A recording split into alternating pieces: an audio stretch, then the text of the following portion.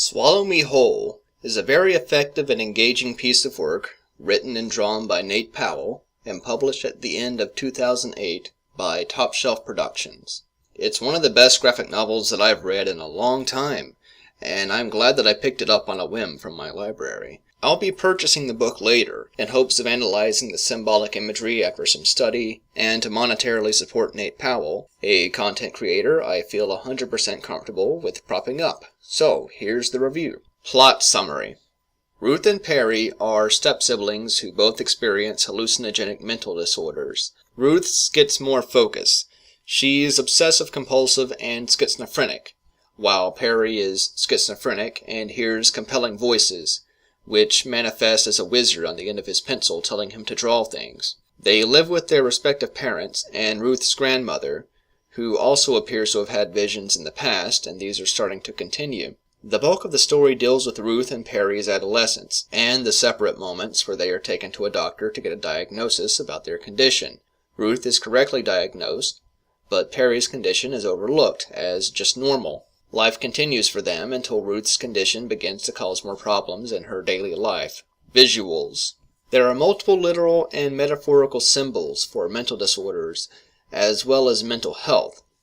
The book utilizes its large page size to its full advantage, and Powell tries out a number of visual quirks to communicate different concepts. Much like Unlikely, the text is handwritten, but the neatness of the text and its size depends on how loud, clear, or relevant the actual dialogue is. He also abandons the use of panels at times, sometimes to depict scenes that take place in the past, for establishing shots, and for the book's numerous full-page spreads, filled with horrifying negative space. Size and detail is also an important part of the illustration composition. There are several moments where small, dwindling, but very important detail is the subject of the frame, and you have to look carefully at it.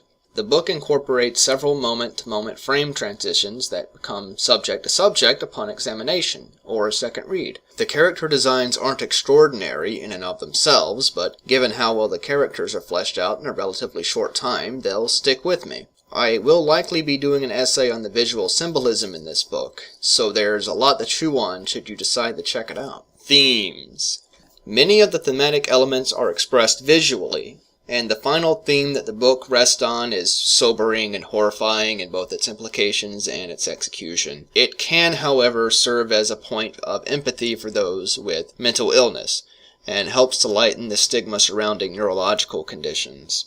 Familial elements are also handled in a far more realistic and less conventional manner than most other media that I see. I was unsettled but ultimately very satisfied with how committed the author is to depicting the problems his characters go through. Overall, I was extremely engaged while reading this book, and I can tell it was going to be a winner after the introductory section.